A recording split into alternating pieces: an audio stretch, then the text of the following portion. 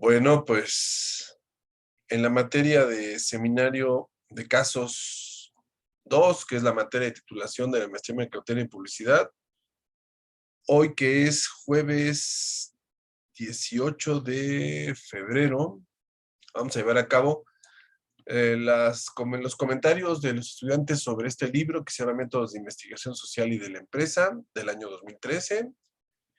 Y bueno, pues vamos a proceder a las exposiciones. Vamos a empezar con Lorena, que nos va a exponer justamente el capítulo número 3 de este libro, que los primeros dos capítulos de este libro tienen mucho de teoría, digamos, de la ciencia, ¿no? Sobre el método científico y los tipos de investigación que ya vimos la semana pasada, así que vamos a ver algo muy rápido sobre los estilos de investigación y las cualidades del investigador.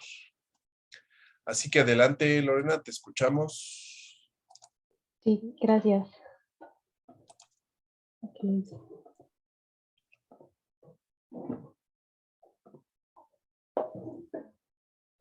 Ven mi pantalla, ¿verdad? Sí, ahí ya se ve perfecto. Adelante. Ok, sí, el capítulo 3 es de estilos de investigación y cualidades del investigador. Los estilos de investigación se pueden entender como la aplicación de un estilo de pensamiento a las tareas de creación, validación y difusión del conocimiento, aunque autores como Sternberg consideran que más que tipos de pensamiento hay perfiles de esfuerzo, de preferencias intelectuales y de gobierno de la inteligencia. Em, Este autor lo divide en tres perfiles. El primer tipo tiene varios estilos, que son el legislativo, el judicial, el global, el jerárquico, el liberal, y cada uno de estos estilos tiene también sus características. El legislativo está enfocado a dar soluciones, prefiere formular teorías, a seguir las establecidas y tiende a la falsación y le cuesta aceptar lo establecido. El judicial es centrado en analizar, comparar y clasificar temáticas y sistemas de trabajo ya existentes. El global aborda cuestiones amplias y abstractas, ignorando o rechazando los detalles. El jerárquico considera necesario examinar problemas desde varios puntos de vista. Y el liberal desea la ruptura con lo convencional y huye de corsés. Y las características de este primer tipo son que se prefieren áreas no estructuradas, la información que se maneja es compleja, es conformista con métodos y normas y busca la autonomía en su devenir científico. Fíjense, aquí está describiendo un poco el tipo quizá de personalidad o de forma de hacer investigación que se daría en algunas disciplinas diferentes a la mercadotecnia. Estamos hablando, por ejemplo, en antropología, en sociología, en filosofía, en historia, en letras, como que en otras áreas, ¿no? Más donde hay más teoría, más abstracción. Yo creo que obviamente el tipo 2 quizás sea el que más se ajuste, Lorena. ¿Tú qué opinas? A ver, platícanos del tipo 2. Y acá está el segundo tipo, que pueden dividirse en ejecutivo, conservador, monárquico y local. Y las características del ejecutivo, por ejemplo, es que sigue procedimientos y aborda problemas estructurada y planificadamente. Precisa tener muy clara la estructura de su investigación. Al conservador le gusta seguir procedimientos y respetar reglas, y evita temas ambiguos y rechaza cambiar el estatus o introducir nuevas ideas. El monárquico enfoca la investigación hacia el problema. Para él, cada estudio tiene un único objetivo que sigue de forma decidida y constante, y el local prefiere problemas centrados y específicos que exigen trabajar con detalles y se orienta hacia lo pragmático y es muy realista. Las características de este tipo son preferencia por trabajar con tareas estructuradas, buscar información parsimoniosa, acata las formas tradicionales de investigación y respeta el principio de autoridad científica. Por Muy bien. último, Ajá, ¿te ¿sí? escuchamos? Un tercer tipo, los estilos son oligárquico, cuyas características es que su investigación tiene diversas metas, aunque a veces sean contradictorias. Esto le dificulta establecer prioridades y asignar recursos. El anárquico, que no es sistemático y le motiva un gran espectro de problemas y cuestiones que a veces le cuesta delimitar. El interno es introvertido, tiende a la investigación individual y es distante con sus colegas y tiene poca conciencia social, siendo poco sensible. Y el externo, perdón, que es extrovertido, orientado a los colegas y de acción expansiva. Suele tener conciencia social y le agrada el trabajo en equipo. Las características de este tipo son que busca el logro en su aprendizaje y en su actividad de investigadora, es realista, social y emprendedor, y su modo de pensamiento es integrador, por lo que trabaja bien en grupos y equipos multidisciplinarios. Su pensamiento está enfocado hacia la abstracción. ¿Qué dirías aquí, Lorena? ¿A cuál de estos perfiles se acerca más lo que se hace en mercadotecnia aquí en la maestría? Y yo creo que al segundo, porque es como problemáticas mucho más enfocadas, ¿no? Más Sí, más específicas práctico, y ¿no? delimitadas. Ujú. Aplicado, exactamente. Es el tipo de perfil de los investigadores para los trabajos de la maestría en mercadotecnia y publicidad, ¿no? Más aplicado, menos teoría, menos abstracto, menos heterodoxo, más bien como más tradicional, digamos. Muy bien. Ok. Y bueno, dentro de este tipo, pues existen estos varios perfiles, ¿no? Ejecutivo, conservador, monárquico y local. Muy bien, seguimos. Después también encontramos los estilos científicos. Estos condicionan la elección del problema a investigar, la acotación del campo, la elección de las variables, los procedimientos de recogida de información y su análisis. Es decir, que los investigadores se ven atraídos por ciertas temáticas y herramientas de investigación y que están afectadas por la propia forma de ver y abordar la investigación. Ahí se proponen dos estilos básicamente, el humanista y el positivista, y cada uno tiene eh, diferencias en su filosofía. Por ejemplo, en la filosofía positivista considera que solo existe una realidad, mientras que la humanista considera que existen muchas realidades. También en la positivista, el investigador y el fenómeno que se investigan son independientes y al contrario de la humanista, el investigador y el fenómeno se relacionan mutuamente. En la positivista es posible y deseable buscar afirmaciones generalizables a lo largo del tiempo y ante cualquier contexto. Y en la humanista, la investigación está dirigida a construir una íntima descripción del fenómeno que se estudia. En la Fíjate positivista, que, sí, sigue. bueno, en la positivista, los aspectos de la realidad pueden ser divididos en causas y efectos, y en la humanista, los aspectos de un fenómeno no pueden ser divididos en causas y efectos. Y por último, en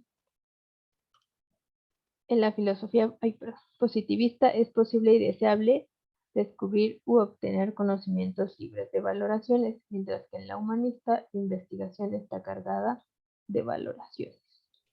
Bueno, aquí estas filosofías se refieren a las maneras de entender la labor de la ciencia, ¿no? Entonces, la forma más antigua es la positivista, que viene de las ciencias naturales desde el siglo XIX, y es la forma de hacer la investigación, pues un poco rigurosa, más bien rigorista, ortodoxa. Y la otra filosofía, la humanista, pues también se le llama crítica, ¿no? Entonces, esas dos son, digamos, las dos posturas más dominantes para explicar la labor de hacer investigación, desde el punto de vista positivista o desde el punto de vista humanista o crítico. Y según lo que Sí, entendí, la humanista es como más abierta, más creativa y abierta a la interpretación, sí, es ¿no? más flexible, es más abierta y hoy en día pues es la que más domina, ¿no? Este tipo de investigación. La otra se sigue haciendo en algunos lugares, pero cada vez está más en desuso porque todavía cree que se puede ser objetivo, neutral, y eso pues obviamente no está a nuestro alcance ser objetivo, neutral. Sale, seguimos. Aunque lo intentamos, claro, ¿no? Ok, y según esta teoría de la personalidad de Jung, eh, hay 4 estilos científicos que poseen distintos rasgos en la adquisición, procedimiento y toma de decisiones sobre la información dentro de una investigación, lo que induce a descubrir 2 grandes dimensiones básicas. La primera es que la dimensión es la dimensión informacional. Esta es relativa a cómo se adquiere la información y se puede enfocar desde 2 tipos de procesos. El primero es el perceptual, en el que la información se capta a través de los sentidos. Es lo que es. Y los datos son reales, actuales, concretos y detallados, y los científicos son prácticos. El segundo tipo de, de forma en la que se adquiere la información es el intuitivo, y se genera información a través de la imaginación, lo que podría ser, en este caso, se permite innovar y experimentar. La segunda dimensión es la de toma de decisiones, relativa a cómo se decide, y también hay 2 tipos de procesos. El primero es el racional, y en el que se explican los sucesos en términos lógicos, abstractos y técnicos, y se llega a la decisión con métodos formales. El propósito de este proceso es discernir entre lo verdadero y lo falso. Y la segunda dimensión de la toma de decisiones es la sensibilización. En esta, el proceso se basa en juicios de valor que califican al fenómeno bajo estudio como bueno o malo. En el ámbito científico, este enfoque es muy cuestionable, siendo más propio de ámbitos como la política o la ética.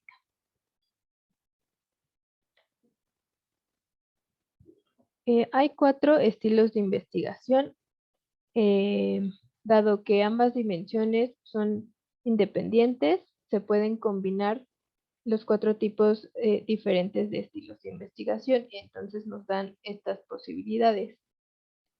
El científico analítico, el humanista particular, el teórico conceptual y el humanista conceptual. A ver, sobre esto, aquí si te regresas tantito. Bueno, aquí vienen las explicaciones, ¿no? Sí. A la tablita que está. Sí va quedando claro que lo que está exponiéndonos Lorena son los perfiles del tipo de investigador y del tipo de investigación que se puede hacer, ¿no?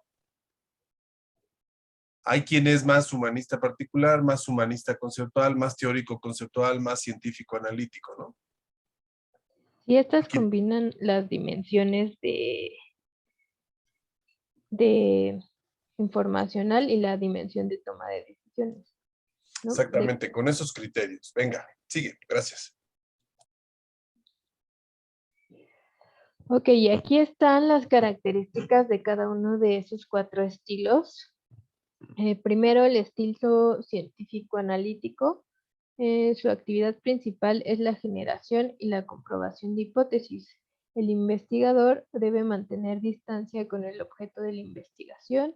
El método preferido es el experimento controlado, y los puntos fuertes son la explicación racional de los fenómenos, un sometimiento riguroso a la lógica en la preparación de hipótesis y una búsqueda de la precisión y el control de los hechos investigados.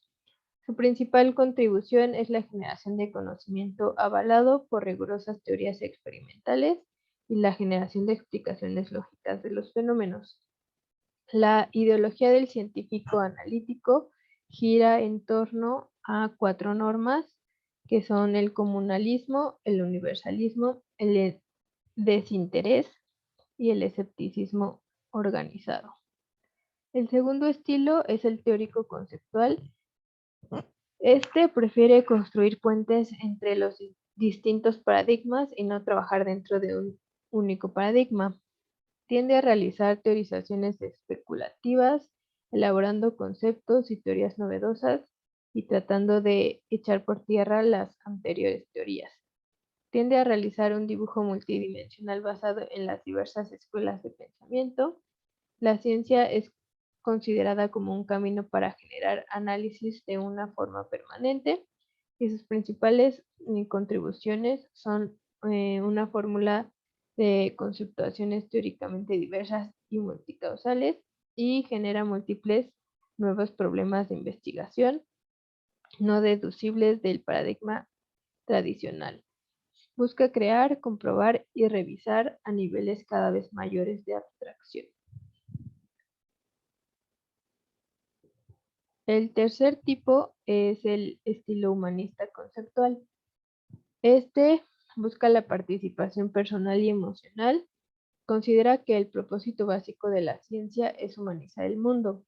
Trabaja a partir de numerosas fuentes teóricas y al igual que el teórico conceptual, pero al contrario de ese estilo, formula una postura comprometida, dedicándose por único tratamiento conceptual de la realidad.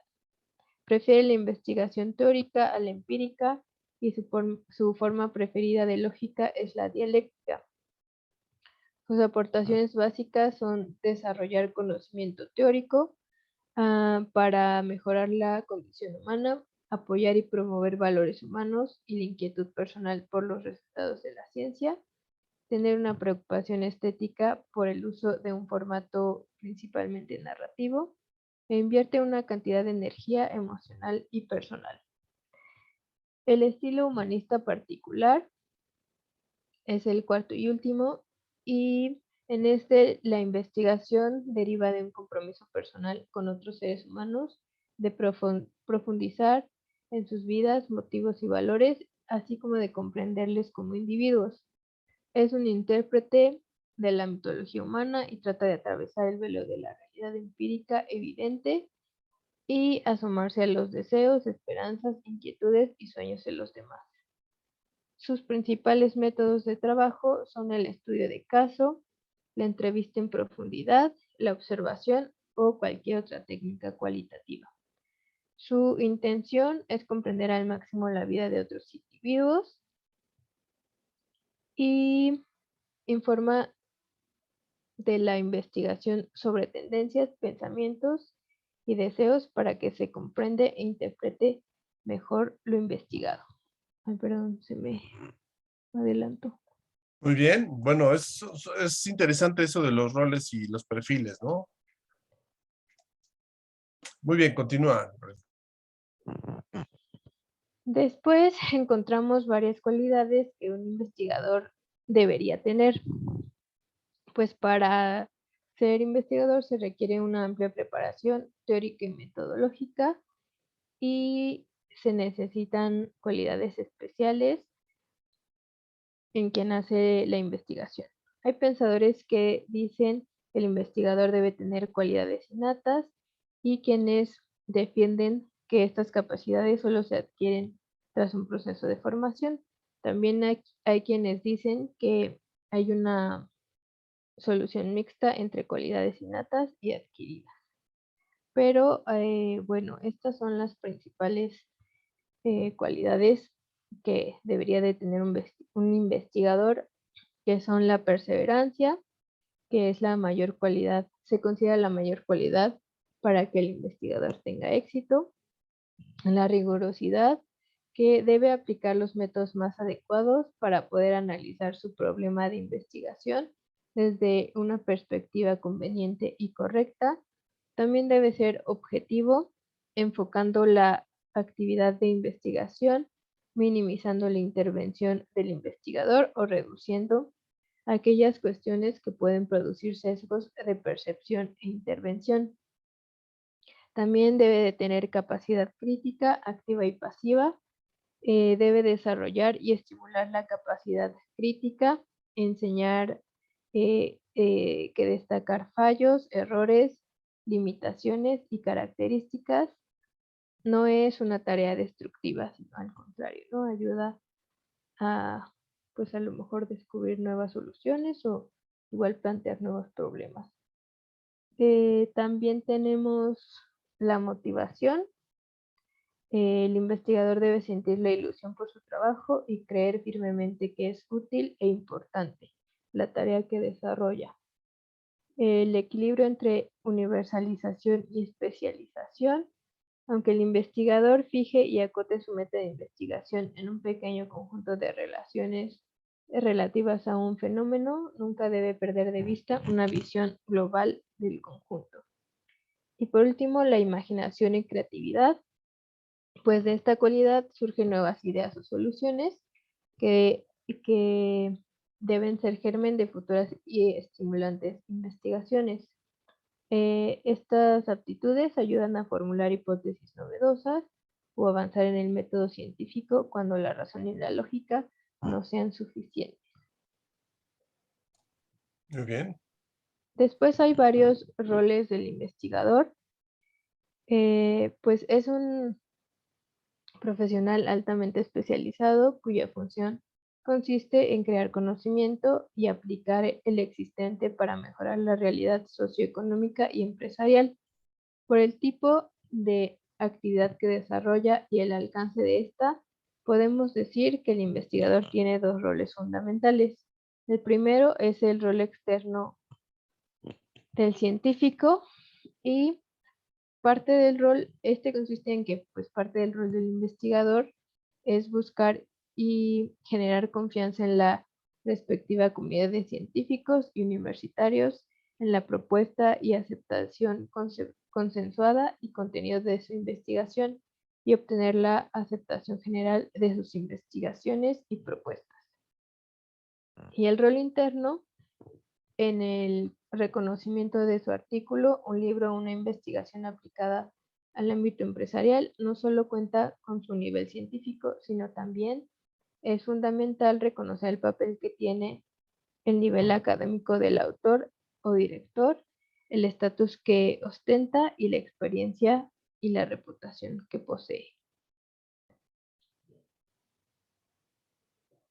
Ok. También hay papeles específicos del investigador. Primero, el rol creativo, pues el avance de la ciencia depende y ha dependido más de la capacidad de innovar que de la replicación y la síntesis. Tiene también un rol de competencia que consiste en aplicar cada método en su justa medida y para su ámbito de acción. El rol ético, en el que el investigador no escapa a la influencia que puede ejercer sobre ciertos colectivos al utilizar determinados métodos, por lo que es fundamental respetar ciertas normas de comportamiento.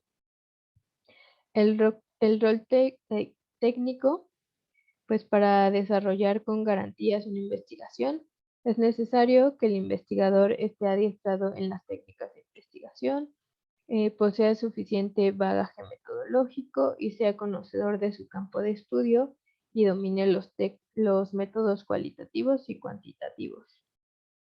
El rol de comunicar, eh, pues debe poder informar a la comunidad de sus líneas de trabajo y a sus colegas, a las empresas y a la sociedad de los hallazgos realizados en su investigación.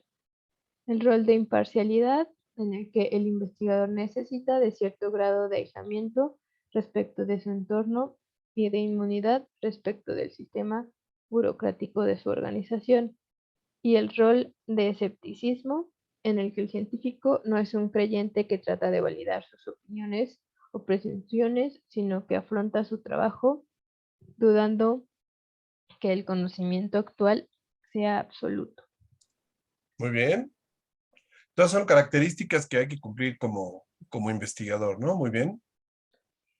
Y después el papel del investigador ante la información. Primero debe establecer la naturaleza del fenómeno, ya sea cualitativo o cuantitativo. Definir cómo se debe obtener la información relevante. Es importante conocer los formatos en los que se puede conseguir para elegir el que sea más compatible con las necesidades del trabajo. Eh, Decidir si la información disponible es adecuada o, o si hay que reelaborarla, si hay que recoger información, adoptar el formato idóneo, establecer la periodicidad o el momento en el tiempo en el que se han de recoger los datos, establecer límites en la recogida de información, pues tiene que considerar el presupuesto que tiene, el tiempo con el que cuenta y la utilidad de los datos. También decidir el tipo de base de datos a utilizar y juzgar el uso que se le va a dar a la información. Distintos destinatarios necesitan información diferente, adaptada a sus necesidades. Claro, cada público es distinto o se le comunica diferente a cada público. Es como lo que estamos haciendo nosotros, ¿no? Considerando desde el inicio quién va a leer nuestros trabajos. Exacto, en este caso pues son especialistas, por eso hay que hablarles con conceptos, con citas, con categorías, con evidencias, con teorías, ¿sí? Y eso es todo. Muy bien. ¿Qué te queda como central de este capítulo, Lorena? ¿Qué ideas? Ah, pues que hay diferentes, como decíamos, tipos de investigador. Igual, o sea, no nos tenemos que encasillar en uno solo, podemos combinar como estilos Sí, para, para encontrar el nuestro propio y también pues que hay una responsabilidad en el investigador de ética, sí. o sea, y que tenemos que contar con ciertas características que creo que también se tienen que alimentar, ¿no? Como, eh, ¿y qué más?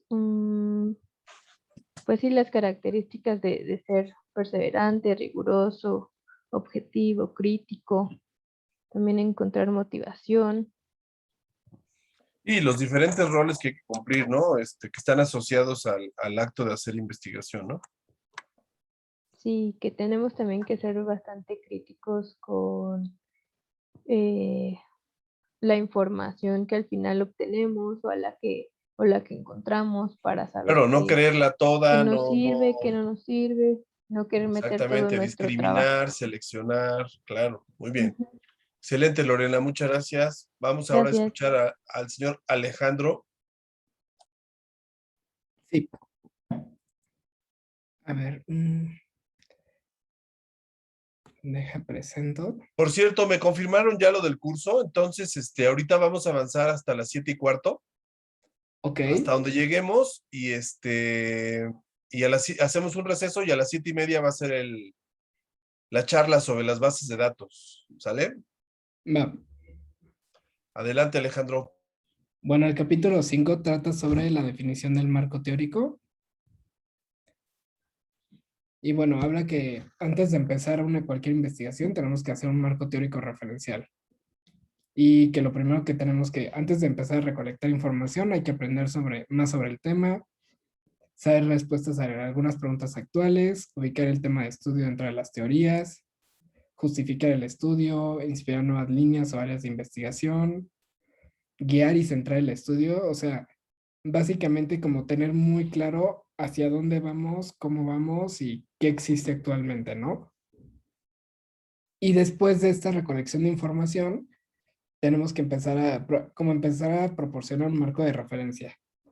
Así orientar todo a la descripción y el análisis, diferencias y similitudes de los resultados que se han encontrado, formas de cómo interpretar los datos, construir teorías y explicaciones y desarrollar nuevas preguntas e hipótesis. En la lectura menciona que existen 3 diferentes tipos de marcos, el de referencia, el teórico y el conceptual. El de referencia es qué antecedentes existen, o sea, qué cosas se han hecho antes o qué se realizó antes que nos puedan ayudar, ¿no? Que nos puedan aportar algo. A esto que se llama aquí en este libro, marco de referencia, también se le llama en otros lugares estado del arte Ujú. o revisión de la literatura más relevante. Sí, o sea, de hecho, justamente en la lectura también lo nombra como estado del arte o state of art. Y ese va el siguiente punto, pero sí. Luego está Eh, la parte teórica, que es, hay elementos que sugieren respuestas o las preguntas a la investigación. Y luego está el marco conceptual, es cómo se definen y operacionalizan los conceptos. O sea, ahora sí que tener como esta base de conceptos con los que podemos trabajar nosotros para ayudar al lector a entender un poco más toda la investigación. Bueno, justo está la parte del marco de referencia, que es la relación de trabajos previos relacionados con la temática que se investiga y tiene como finalidad exponer cuál es el estado de arte, el estado de la cuestión existente al momento, que es como se menciona, ¿no? El estado del arte. Y el marco de referencia o state of art, lo que hace es cuenta lo que se ha realizado hasta el momento. O sea, qué logró, si en investigaciones pasadas se encontraron nuevos problemas o cómo se les solucionaron ese tipo de problemas anteriormente.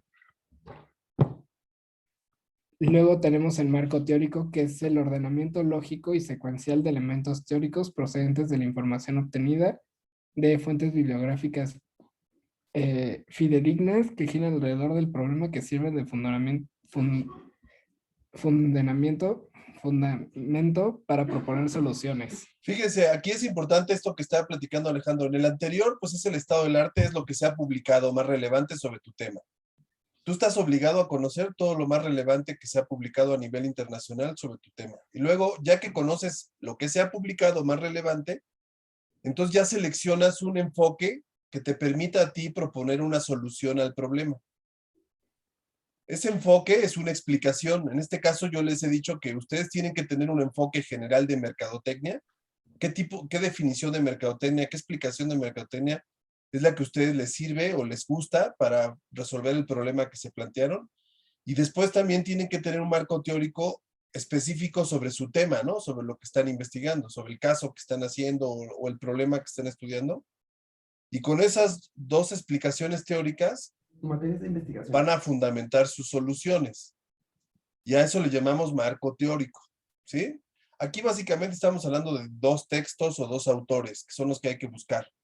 Sale, Alejandro, muy bien, continúa. Sí. Luego, algo que menciona la lectura es que hay que tener claro que el marco teórico no es igual que la teoría. O sea, por un lado tenemos toda esta teoría, que al final es la que vamos a recabar dentro del estado del arte, y por otro lado está el marco teórico, ¿no? Que es ya esta parte, justo lo que mencionas, de que es esta parte secuencial. Y bueno, el marco teórico brinda un panorama de teorías y modelos que permite fundamentar y construir las explicaciones o respuestas del problema de investigación.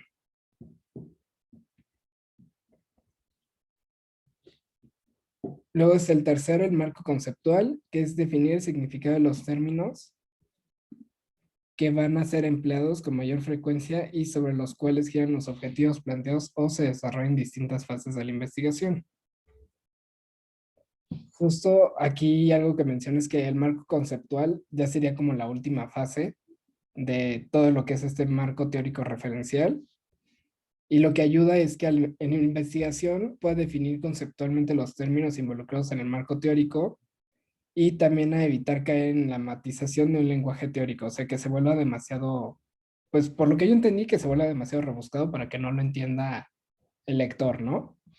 Sí, por ejemplo, en el marco teórico hablamos de explicaciones generales, de narrativas que explican la situación de la mercadotecnia actualmente y cómo está cambiando. Ya en esta parte son los conceptos que vas a usar. Todos ustedes van a usar 2 o 3 conceptos muy importantes para su tema. Por ejemplo, Lorena, pues un concepto importante para ti es el de servicio, ¿no? Servicio al cliente o consultoría, ¿no? En tu caso, Lorena, esos conceptos son importantes. En el caso de Alejandro, pues obviamente el concepto de lujo, obviamente, el concepto de todo lo que tiene que ver con la cultura digital. Oye, una pregunta. Sí. Aquí, por ejemplo, o sea, cuando hagamos esta parte del marco conceptual, o sea, tendríamos que hacer como una especie de diccionario o como un... Haz de cuenta, no un diccionario, pero sí una lista de conceptos que tú vas a medir. Por ejemplo, en tu caso, hay que medir, por ejemplo, el impacto que ha tenido este tipo de productos digitales que se han ofertado en los últimos años, ¿no? Ok. ¿Qué impacto han tenido? Ya habíamos platicado en México y en el mundo en derrama económica o en impacto de retorno de inversión para las empresas y demás. y tú vas a tomar estos conceptos para tratar de aterrizarlo en los métodos de investigación. Cuando tú, por ejemplo, si haces una entrevista a un especialista, le vas a plantear estos conceptos y le vas a decir qué opina, cuál es su opinión sobre ese asunto, cómo lo reflexiona. O sea, estos conceptos, al final, esos 2 o 3 conceptos son los que tú vas a medir con datos, ¿no? En el Ok. caso de Flor, pues el concepto de posicionamiento o reposición o revitalización, habíamos dicho. Ese concepto es clave, ¿no? ¿Cómo vas a medir la revitalización de una marca como Tupperware, ¿no? Y en el caso de Karen, pues seguramente será el de, bueno, obviamente el de la moda con enfoque sustentable, ¿no? En este caso de la ropa vegana. La sustentabilidad, ¿cómo la explicas vinculada a lo textil y a la moda, Karen? Eso va a ser un concepto importante, ¿no? ¿Cómo se evalúa? ¿Cómo se mide? Y esto se va a medir, ya dijimos, a través de entrevistas, a través de cuestionarios, si son encuestas o a través de otro tipo de técnicas. Continúa. Bien.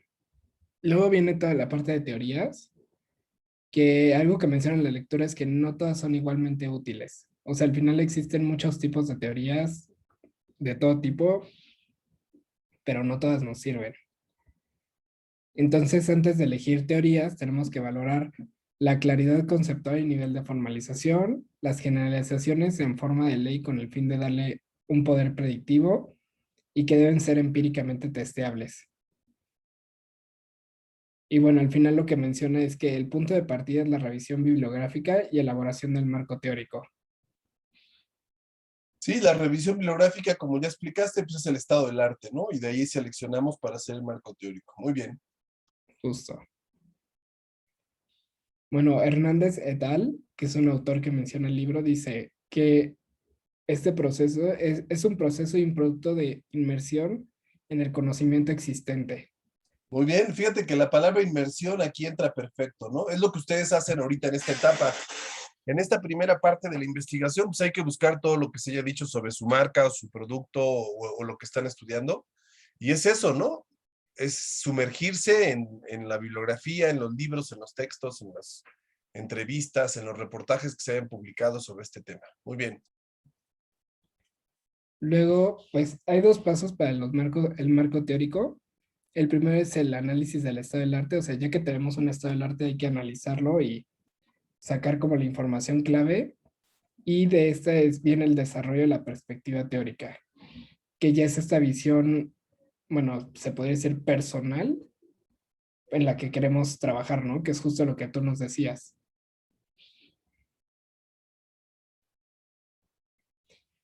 El análisis del estado del arte no es un resumen de teorías y resultados, sino una consecución. O sea, al final no se trata sobre estar juntando todo el análisis del arte y decir, pues ya tengo todo esto y voy a hacer ahí mi listita, sino es, ya en esta parte, más bien es lo que, como un choque de teorías, ¿no? Y decir, ah, mira, fulanito dice esto, acá se dice esto, y el resultado es tal. Entonces, primero demostrar que comprenden las investigaciones previas relevantes y después integrar y evaluar los modos críticos de dicha lectura. De modo crítico, dicha lectura. Etapas de la revisión de literatura. Primero es detectar, consultar y obtener. En la revisión de literatura, primero viene la identificación, ¿no? ¿Qué tipo de investigación fue? Si fue exploratoria, descriptiva, concluyente. E identificar esta parte de tipo de investigación nos ayuda a determinar qué clase de análisis fue o cuál fue la metodología.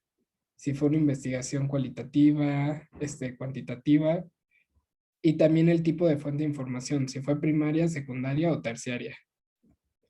Luego viene la parte de la extracción, que aquí lo que menciona la literatura es que ayuda mucho a escribir, o sea, hacer como un resumen de todas las ideas y así clasificarlas. Y esto para la investigación es práctico para la hora de hacer como un resumen corto, pero también para decir, esto sí me sirve, esto sí me sirve. La verdad yo lo pensé mucho como tipo, pues ahora sí que como en la prepa cuando te pedían hacer citas bibliográficas de algo, y estar juntando ahí toda la información. Sí, es eso, o sea, aquí es mapear, ¿no? Como dice por ahí el verbo, hay que mapear, Sí, construir un panorama de lo que se ha dicho y tú tienes que sacar información de ahí. Exacto. sí. Bueno, aquí en el tercer punto decía que era la parte de mapear la literatura, pero yo creo que sí iba como muy, yo lo sentí muy ligado, la verdad, los dos puntos. Y luego ya en el tercero viene la parte estructural, que es comparar y contrastar las investigaciones previas, lo que mencionaba, de que al final tienes toda esta teoría y ahora viene la parte del choque, ¿no? De ver qué, si alguien dice algo versus lo que alguien más dice, o si los dos dicen algo similar y ver los resultados. Y llegar a una opinión sobre las teorías que sustentan y vale la pena seguir, que sustentan y que vale la pena seguir investigando. Y finalmente viene la parte de sintetizar. Y aquí se recogen todas las ideas desarrolladas en la estructuración y se plasman en el estado del arte. Ya es en este punto donde se escribe el marco de referencia. Y todos estos pasos se realizan justo para que en el último, donde se escribe el marco de referencia, pueda ser más fácil para el investigador, ¿no? Es importante recordar que no es un listado de autores, es ilustrar una tendencia en un grupo, es un resumen estructurado y consistente, no solo de divergencia, también es de convergencia, o sea, no se trata solamente de poner así como de, esta persona dijo esto, pero esta persona dijo esto, pero esta persona dijo esto, o sea, no se trata solamente de estar enseñando ejemplos. Sí, se trata de hacer un balance donde tú conectes en lo que se parece lo que han dicho otros y en qué no se parece, en qué están en desacuerdo y en qué están de acuerdo. Exacto, y algo que menciona también la literatura es que hay que tener como un equilibrio, cuidar el equilibrio entre crítica y respeto al lenguaje. O sea que siempre que vamos a hablar de algún autor, hay que hablarlo desde la forma más respetuosa y no en forma de crítica, no decir, pero esta persona está mal, sino diciendo, pero basado en lo que él dice, diferimos de tal situación, pero estamos de acuerdo en esta parte de su metodología. O sea, siempre tratar de que no importa quién sea el autor, estés a favor o en contra, lo tomes de forma respetuosa. Ya que tenemos toda esta parte de los marcos, viene la parte en la que el investigador se tiene que cuestionar si sigue vigente la planteación del problema o si debe modificarse, qué se debería de modificar, si sí, qué se debería de modificar, vale la pena realizar la investigación planteada, es posible lograrla, cómo se puede mejorar el planteamiento original, cómo es novedosa la investigación, es correcto el camino. Y esto ayuda a que el planteamiento se mantenga, perfeccione o sea sustituido. O sea, creo que al final en este punto es donde realmente decides, ¿sabes qué? Si vale la pena seguir esta investigación o ya valió.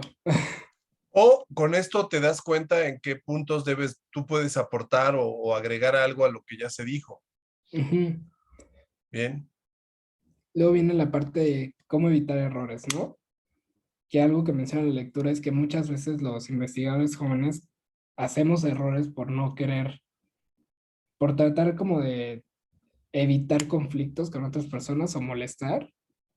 Entonces, que por ejemplo, que si podemos evitar errores como que a veces sí, que nos dejemos contactar al autor y señalar nuestro objetivo e interés, pedir un préstamo interbibliotecario, o sea, si por ejemplo hay libros o literatura, no sé, por ejemplo, en mi caso y el de Karen, que estamos haciendo algo de moda, que nos pudiera ayudar más centro, pues ir y contactar a la biblioteca de centro, a ver si ellos nos pueden prestar literatura o ver dónde más, pedir ayuda a un colega, o sea, si alguien está trabajando en un área que sea parte de nuestro interés, ahí apoyarnos y aprovechar visitas a otros centros de investigación.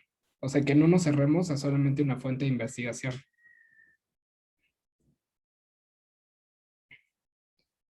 Luego define como que hay dos tipos de errores en el momento de buscar información, que uno es de procedimiento y el otro es de analíticos.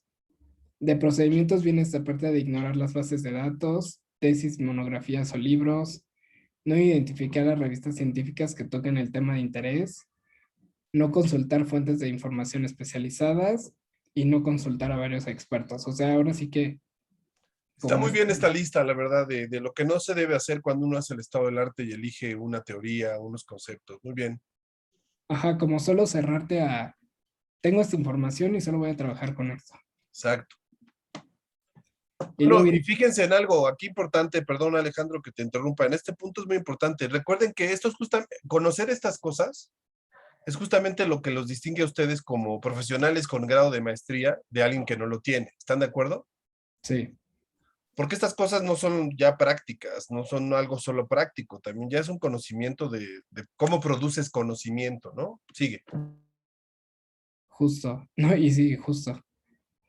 Luego viene la parte de los errores analíticos, que es escribir antes de tener una una visión amplia del campo, no detectar la relevancia que tenga el campo, ignorar aspectos y variables, convertir la revisión en un listado de autores y citas, confundir análisis crítico solo con crítica, demasiado detalle en temas de menor importancia e ignorar la literatura si está sujeta a juicios de interés o presiones.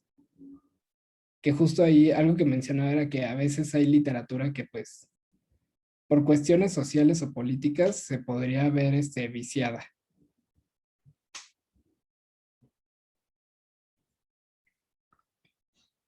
Luego tenemos la parte de construcción del marco teórico, que los pasos son analizar la literatura, adoptar una teoría o desarrollar una perspectiva teórica. Y menciona que existen diferentes estrategias para elaborar un marco teórico. O sea, hay dos variantes. Una que es, existe teoría completamente desarrollada o existen variables aplicables. O la segunda ruta que es, existen generalizaciones empíricas, resultados parciales o ideas vagamente relacionadas, ¿no?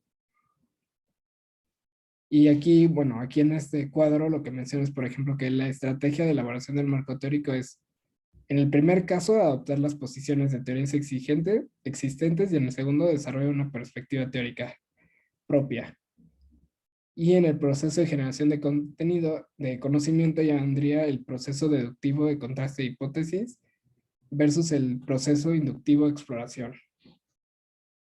Entonces, básicamente es, en el tipo A, si ya existen teorías desarrolladas y aplicables, ¿cómo las puedes enriquecer? ¿Cómo puedes contribuir en el cómo, en el qué, cuándo? O sea, si ya hay algo muy establecido, ¿cómo lo puedes hacer más fuerte? Y en el tipo B, si todavía hay generalizaciones empíricas, resultados parciales o ideas vagas, Ah, construir, así, hacer una perspectiva teórica. fíjense que en el caso de nosotros, en la maestría, en esta clase, estamos haciendo la de tipo A.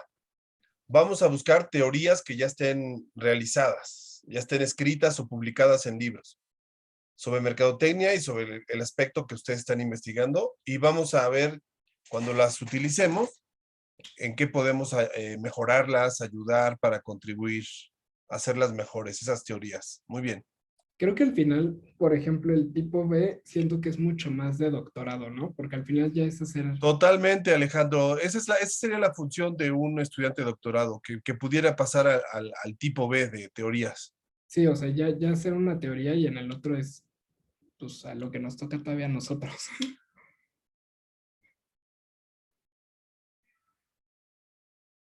Luego está, ay, esto no es, y yo, esto no va, pero es, estas generalizaciones son bueno, en el caso 2 de este tipo B, estas generalizaciones son un patrón de resultados que repiten distintas circunstancias a los resultados. Y esto nos lleva a que el marco teórico se conforma de resultados y conclusiones de investigaciones anteriores, que sería irte de lo grande a lo particular, jugar con la creatividad del investigador, ¿no? Entonces, por ejemplo, en mi caso lo que puse, así como un ejemplo rápido, es que ya existen las ideas de los NFTs, entonces nos tendríamos que ir como a algo un poco más enfocados, ¿no? Como las teorías de criptomonedas y blockchain. Ah, pero todavía no está tan desarrollada, vámonos al detalle de los nuevos mercados. O por ejemplo, si es ideas de NFTs, vete al mercado de lujo, de moda. Ah, pero sería más enfocado al mercado del lujo. Y finalmente tenemos las recomendaciones para elaboración de un marco teórico que es centralizar, enfocar el problema de investigación sin divagar, profundizar únicamente en los aspectos relacionados al problema, vincular de manera lógica y coherente los conceptos, variables y proposiciones y exponer la teoría que ordena la investigación, mostrar el modelo de la realidad que se investiga. Sin lo último, no se fundamenta el planteamiento de la hipótesis. O sea, sin la parte de la exposición, pues no. Sí, o sea, el marco teórico, por eso la palabra marco es importante, ¿no? Es como este terreno que tú decides desde el cual enfocar, el esquema de pensamiento desde el cual tú enfocas la mirada sobre el tema que estás investigando. Si no tienes ese esquema, pues no vas a poder desarrollar respuestas a tus preguntas. Acuérdense que esas respuestas las llamamos hipótesis, ¿no? Las posibles respuestas a tus preguntas de investigación son conjeturas, son sospechas que tú tienes y le llamamos hipótesis. Por ejemplo, Flor, tú ya ahorita ya tienes ciertas conjeturas de por qué le va como le va con ciertos productos y precios a la marca de Tupperware. Esas son tus hipótesis. Esas hipótesis las tienes que mejorar cuando ya adquieras una teoría o encuentres una teoría. ¿Sale? Muy bien, Alejandro. Y pues eso fue todo. En la, Perfecto. en la lectura venían unos 3 casos, pero la verdad es que sentía que ya era un poco repetitivo No, de está bien. Creo lo que que quedó tenemos claro. nada. Los tipos de estilos de investigación que expuso Lorena y el tema de los 3 marcos, el marco del estado del arte, el marco teórico, el marco conceptual que tú expusiste en este capítulo 5. Bueno, vamos a dejarle ahí ahorita. Voy a terminar la grabación.